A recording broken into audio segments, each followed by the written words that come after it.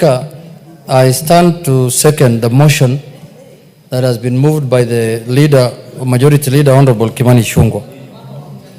Mr. Speaker, first and foremost, I want to take this opportunity to thank His Excellency, the President of the Republic of Kenya, Honorable William Samoei Ruto, for his efforts and for his immense contribution towards the campaign of our Kenyan candidate in the African Union Commission chairmanship contest, Mr. Speaker. Mr. Speaker, the President of this country and his government has done everything possible to campaign, to lobby, and to do everything possible to make sure that we win in this contest, Mr. Speaker. Mr. Speaker, it was not a secret that the President visited African capitals and met presidents to lobby and campaign for our Kenyan candidate, Mr. Speaker, and at the same time also received presidents in this country, Mr. Speaker, to talk to them and tell them that we have the best candidate in the contest. Mr. Speaker, we will not forget that. As a party, ODM party, as people, Mr. Speaker, we will remind everyone who wants to forget that the President campaigned and lobbied for our candidate, Mr. Speaker.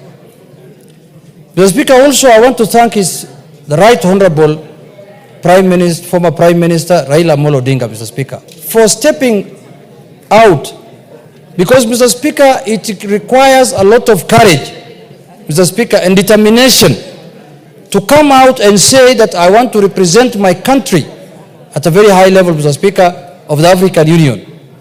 Many Kenyans will want, Mr. Speaker, to contest for that kind of position, but it requires courage. It requires somebody who has the stamina, Mr. Speaker, to show and to come out and say that I want to run for this, Mr. Speaker. Mr. Speaker, this country could not have a better candidate than him, because his credentials are known, Mr. Speaker. And he has served the African Union, Mr. Speaker, at the level of High Representative on Infrastructure, Mr. Speaker, before, for a period of, I think, 3 years. And he had performed exemplarily very well. And he had done a good job. And, Mr. Speaker, he had all the credentials as a Pan-Africanist to contest for that high office, Mr. Speaker. Mr. Speaker, in an election contest, there must be a winner and there must be a loser. And you can also go on a draw. Mr. Speaker, it is not easy to raise the confidence of over 20 presidents of a country, Mr. Speaker. You have seen the first round, he got 22 votes. Those are 22 countries that have faith and confidence in the candidature of Honorable Raila Odinga, Mr. Speaker. Many of us, if we were to contest, we might not even get 2 presidents or 3, Mr. Speaker, or even one vote of a president, Mr. Speaker. But he could manage to raise those numbers because he's a Pan-Africanist, he's known in this continent, and he has done and participated in many things affecting this country, Mr. Speaker, in solving them. Mr. Speaker, the election went as it went. Even when he was going for the election, his last speech at Bomas of Kenya, in a conference that was held by the ODM party, he said he'll be very happy if he wins, and in the event he loses, he has a home to come back to, and life continues as usual, and he will do his things, his business, and other things that he normally does. But, Mr. Speaker, what has shocked me as a Kenyan, Mr. Speaker, and up to now I am still in shock, is not the loss that we had in Addis Ababa. Mr. Speaker, what has shocked me is that the celebration that happened in some parts of our country after we lost that election, Mr. Speaker. This was not a Kenyan contest, Mr. Speaker. Some of the people who are celebrating are keeping now busy the majority leader here. Can they sit down so that they can hear what I'm saying, Mr. Speaker? Mr. Speaker. Order, Wamawa and... These are some of the people who are celebrating. She celebrated, but that is fine, because in a contest you cannot... Order, Wamawa, you cannot cross the aisle like that. Mr. Speaker... It's immaterial what she wants to do. Mr. Speaker, Go on. Kenyans knew very well that this is not an election that is going to happen within the country. It's not an election that's normally announced at Bomas of Kenya. This was an election that was happening at the African Union. And some of the Kenyans became so unpatriotic and supporting a candidate against Kenya, Mr. Speaker, and even campaigning for him openly in the social media, in all kind of sphere, Mr. Speaker. Mr. Speaker, I cannot be so unpatriotic. If today a Kenyan of any color, any race, any religion, any creed comes out to contest for an international position, Mr. Speaker, I will support. In the spirit of being a Kenyan, Mr. Speaker. That's all. The first thing that we need to look at is being a Kenyan.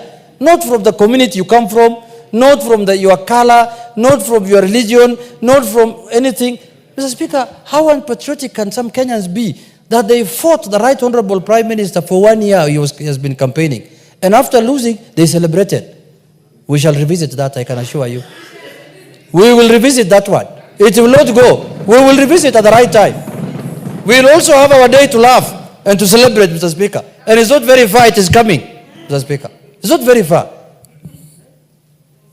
You can take that to the bank, and I will remind you the day I'm celebrating that you also celebrated your day. This is my day. Inshallah. Bismillah al-Karim.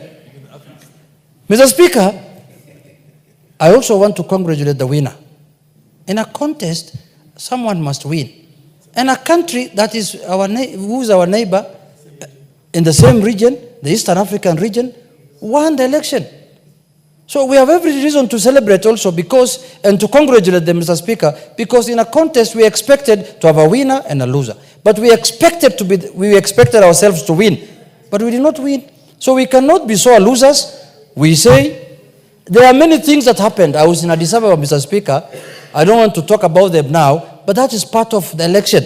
You don't have to complain. You don't have to begrudge anyone. That is normal. All of us defeated someone by being in this house, Mr. Speaker. All of us defeated someone by being in this house, Mr. Speaker. We had opponents, Mr. Speaker, in the election. Even you, to be elected as a speaker, you had opponents. We had a candidate, Azimio, and Kenya Kwanza proposed you, and you got the highest votes. And now today you are presiding over here as our speaker. You are a speaker for all of us. We are not saying, oh, we have lost, now another speaker must sit next to you, the one who lost to you. We cannot work like that. So, Mr. Speaker, in a contest, it goes that way. But I want Kenyans to get experience out of this contest, because this is not going to be the last time a Kenyan is going to contest for an international job. And I want to encourage the government of the Republic of Kenya to propose and support Kenyans who are qualified to go for international positions, Mr. Speaker. The UN Secretary General job is coming up in the next year, Mr. Speaker. If there's a Kenyan who feels he's qualified to become the Secretary General of the UN, he should go for it.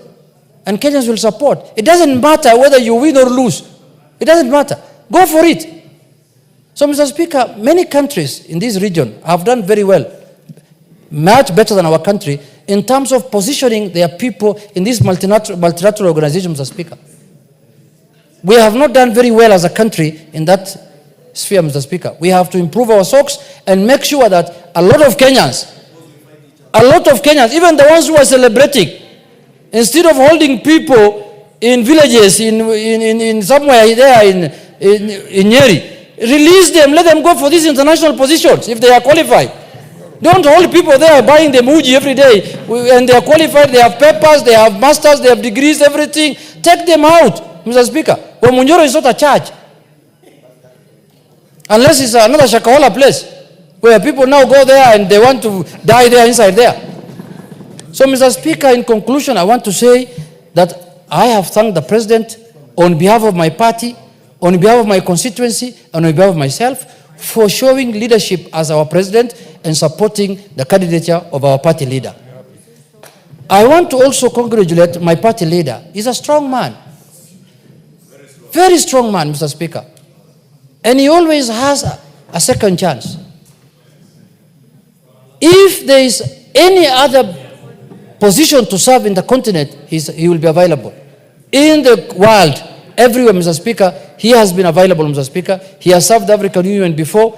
and we will continue supporting him, and he's my leader, and we will make sure that we provide our services to the people of this country and to the people of this country, Mr. Speaker, in whichever level we can, in whichever capacity that we can. There are people who thought that this contest was political. They thought that, oh, this is a contest now, or if we lose, ODM will get annoyed. I don't know, annoyed of what? If there are people we should be annoyed with, it should be Djibouti, the people who took our cup.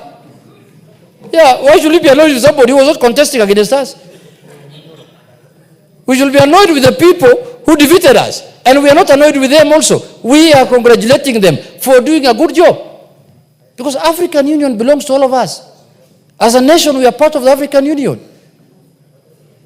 So, Mr. Speaker, with those few remarks, I wish to second and warn the naysayers that you should avoid that kind of thing going forward in future.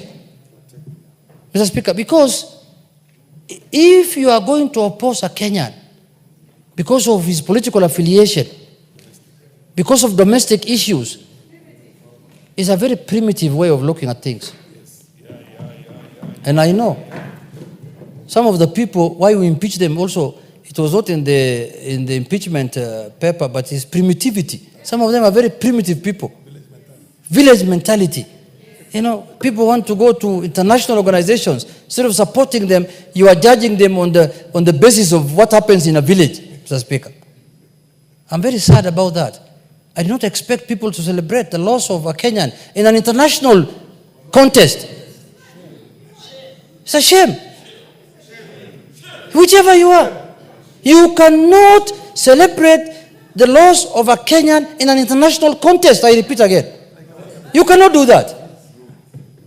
You cannot do that. Now, if our athlete loses in a contest now, in the New York Marathon or in the London Marathon, you expect me to celebrate?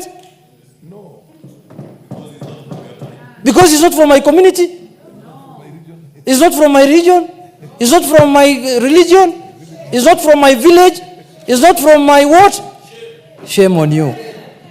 Shame. And those people who did that must desist. And never to repeat that. I must say that on the floor of this House, Mr. Speaker. Because this is where we address issues of concern to the people. And that is an issue of high concern to the people, Mr. Speaker. When we are telling Kenyans that you cannot run in any contest outside Kenya. In the first place, even if we run here in Kenya, they will not vote for us, I know. We have taken very serious that matter, and we don't want it to happen in our country again. We want to support our people. We want to support our Kenyans, wherever they are. That is why we impeach certain people, because they were telling us we are not shareholders of this country. That's what they told us. We have not forgotten. They told us that you are not shareholders in this country. I don't know when the shareholding certificate was issued in this country. At independence, everyone was there. You should call for annual general meeting so that we know which shares we have. So you get impeached on that kind of nonsense, and you continue celebrating again the loss of a Kenyan in an international contest. We will stand firm. We will hold our head high. We have not lost anything.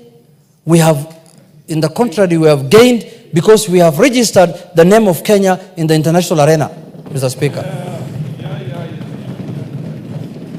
With those few remarks, Mr. Speaker, I thank you, and I urge all members to support and to register their thanks, especially to the President and to the former Prime Minister who put his line, or his head on the line, Mr. Speaker, for Kenyans.